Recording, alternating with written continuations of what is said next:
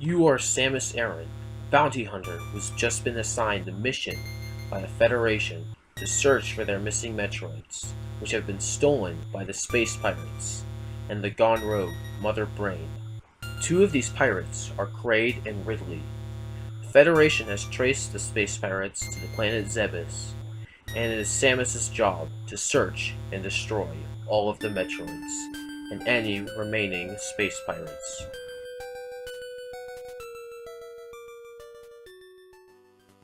Now, some of the first things you realize when you first start the game is that Samus starts out with 30 health, but has a max of 100, which is odd to only start with 30 health, but okay, I'll roll with it. Next, you'll see that, unlike most games during its time, you can now go left.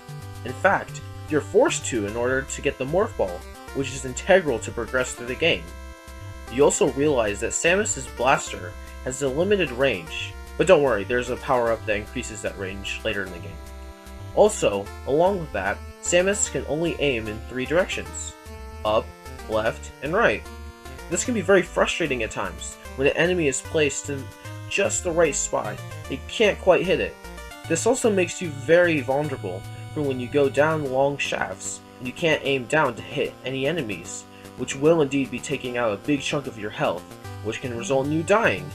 And speaking of dying, my gosh will you be dying while playing this game. You will die a lot. When you die, you start back at the start of the entrance of the area for where you started. And you will start with only 30 health again. And later in the game, you will stumble across extra energy tanks, which increases Samus's health by 100. But still, when you die, your life returns back to 30, even with the extra energy tanks. The only way you can refill your health is when you kill an enemy, and that has a chance to drop some energy. Will only give you 5 health, and this can take a long time to grind to refill all of your extra energy tanks.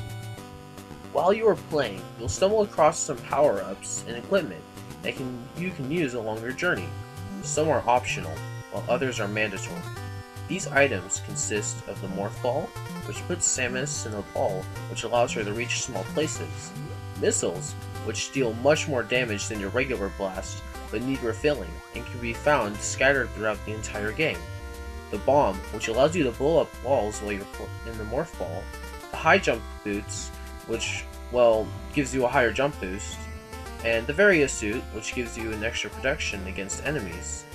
The Screw Attack, which makes you invulnerable while you're jumping and kills any enemies in your path. And last, there are the 3 beam upgrades. There's the Ice Beam, which freezes enemies, and is required to pass through the game, which I'll get into later. And the Wave Beam, which shoots a burst of powerful blasts that wave around and can go through walls. The Long Beam, which extends the length of your blast. However, you can't stack both the Ice Beam and the Wave Beam at the same time. So, when you get one, the other returns to its original location. This can be very annoying when you're playing, and you reach a certain spot in the game where you need the Ice Beam, but you have the Wave Beam, so you have to backtrack all the way back to the place where you found the Ice Beam. Since the Wave Beam is not necessary to progress, you'd be better off just sticking to the Ice Beam. There are 2 bosses in this game. They are Ridley and Kraid. You can fight either one in any order you want, but the official order is to fight Kraid first, then fight Ridley. Kraid's attacks consist of him shooting pine needle darts and throwing banana boomerangs. You can damage Kraid with pretty much all of your weapons, including your bombs, regular and upgraded beams, and missiles.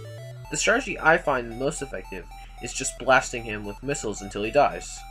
Upon defeating Kraid, you will be rewarded 75 missiles. Next, you'll be fighting Space Pirate Ridley. You can damage him with any weapon in your arsenal.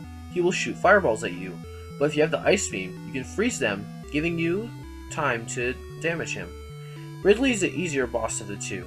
All you need to do is freeze his fireballs and unload a mass amount of missiles on him until he is defeated. Upon defeated, you will be also rewarded 75 missiles. Once you have defeated both bosses, you have the ability to enter the final location, Turian. It is here that you will come across the iconic Metroids. They will latch onto your head, draining your health. The only way to get rid of them is to place a bomb on the Morph Ball. To defeat them, You must use the ice beam to freeze them and shoot 5 missiles while they are frozen. Once you get far enough in Turian, you will find the last boss of the game, Mother Brain. And oh, is this the last boss? You'll have to use your missiles to destroy these barriers to reach Mother Brain, but if you aren't fast enough, they will regenerate. However, while you're dealing damage to the barriers, these turrets will fire these rings that cause mass amounts of damage, as well as giving you knockback. Once you reach Mother Brain, and these turrets are firing at you, you have to shoot Mother Brain in the eye with your missiles to kill her. Once you defeat her and try to progress to the end of the game, you'll be met with a message telling you that the place has been set to self-destruct, and you only have 999 seconds to escape. The next room to the exit is a long shaft, with multiple platforms that are very small, and you have to jump on each one of them to reach to the top, while steam shoots out causing you damage and also allowing you to fall down. Once you escape, you'll be told that the peace has been restored to the galaxy, but another Metroid might return someday. Metroid was a huge success upon its original release, but it has dated since then. This game can be very hard for newcomers, and I would caution anyone who is maybe thinking of giving this game a try. It is a very hard game, and some of its dated mechanics might turn some people off. I can only recommend this to the people who really like NES games and are looking for a real challenge, or someone who wants to see how the series first started. However, in the end, Metroid succeeded in what it was meant to do.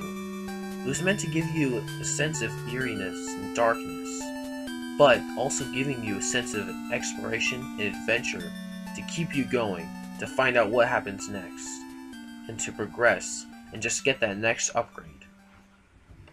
I think that's great that an NES game could still accomplish that to this day. Thank you for watching.